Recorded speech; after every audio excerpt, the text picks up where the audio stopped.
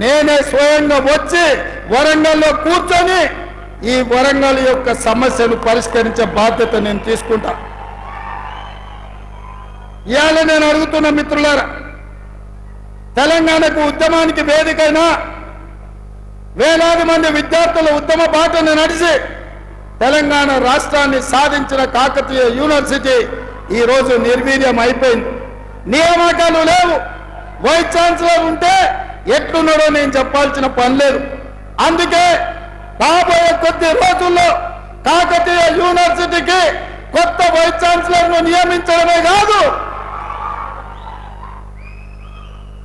ఉపాధ్యాయులను అందరినీ నియమించి పేదల బిడ్డలకు నాణ్యమైన చదువును అందించే విధంగా కాకతీయ యూనివర్సిటీ ప్రక్షాళన చేసి మీకు అంతర్జాతీయ స్థాయిలో చదువులు చెప్పించే విధంగా మా ప్రభుత్వం యొక్క నిర్ణయం ఉండబోతుంది.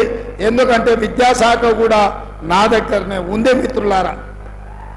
అదేవిధంగా ఈరోజు విద్య, వైద్యం, అక్కడ హాస్పిటల్లో అర్ధాంతరంగా నిర్మాణం ఆగిపోయి ఉన్నాయి. హాస్పిటళ్లను పూర్తి చేసి హైదరాబాద్కు రావాల్సిన అవసరం లేకుండా ఏ అవసరం ఉన్నా ఉత్తర తెలంగాణ మొత్తం వరంగల్కి వచ్చే విధంగా వైద్యుని కూడా రాణించి ఈ ప్రాంతంలో అభివృద్ధి చేసే బాధ్యత కాంగ్రెస్ పార్టీ తీసుకుంటుందని చెప్పి నేను ఈ సందర్భంగా తెలియజేస్తున్నా. మిత్రులారా, నిన్న నేను చూస్తున్నా మామ అల్లుళ్ళు తోకదెగిన బల్లులాగా ఎగురులాడుతున్నారు. బల్లి తోక తెగితే ఎట్లా ఎగురుతుందో మామ అల్లుళ్ళు కూడా గట్లనే ఎగురుతారు. ఇంకా అధికారం మత్తు దిగిందో లేదో నాకు అర్థం కాలే.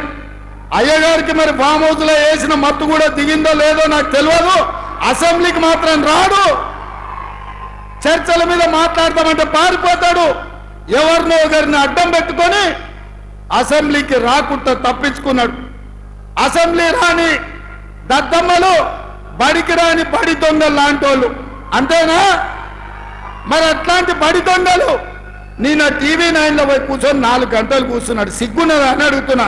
10 ఏళ్ళు ముఖ్యమంత్రి చేసిన ప్రతిపక్ష నాయకుడు అసెంబ్లీకి రాకుండా, సమస్యల మీద మాట్లాడకుండా, ప్రభుత్వానికి సలహాలు ఇవ్వకుండా గత ప్రభుత్వంలో జరిగిన దోపిడీని ప్రశ్నించి అంగిలాగు ఊడదీస్తామని అసెంబ్లీలో మా కళ్ళలకు చూసే ధైర్యం లేక పారిపోయి టీవీ 9లో కూర్చొని నిన్న ప్రగల్భాలు మాట్లాడుతున్నాడు. ఆయన మెదడును రంగరించి ఆయన రక్తాన్ని దారబోసి కాళేశ్వరం కట్టిండంట. దద్దమ్మ, నువ్వు అట్లా కట్టినవో లేదో ఇట్లా కూలిపోయింది. ఇంతకంటే ప్రపంచంలో దివాలగాడేవాడని ఉంటాడా అని నేను అడుగుతున్నా.